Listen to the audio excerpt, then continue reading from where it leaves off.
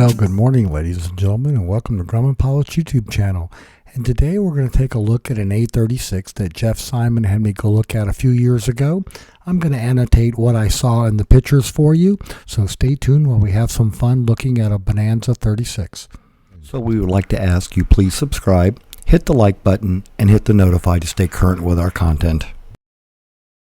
So first place we look up in a Wheelwell, and what do we see? Well, on a control cable we have a dirt dauber's nest.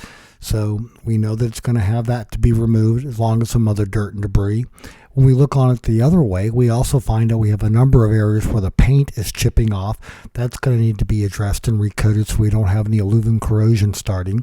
And then on a plus note, we look at the wingtips and we have very nice landing lights and strobes and clear nav lenses. Again, a plus on a Bonanza.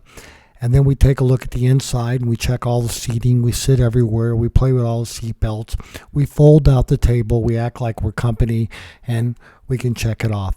And then we can look at the door and get a feel for the upholstery and the latching mechanisms and the locks and the doors. And again, everything checked out really well.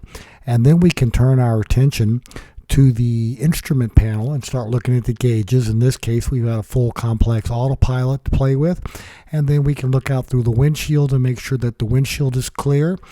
There you are looking at the propeller and the levee nearby, but again, we're just looking out through the glass. And then finally, we can check all the other glass in the airplane. Again, this is on a Beechcraft A36 Bonanza, so there's quite a bit of glass to check out. So, ladies and gentlemen, we hope you found this quick look at an A36 useful and informative. Thanks so much for watching, and have a great day flying your Grumman.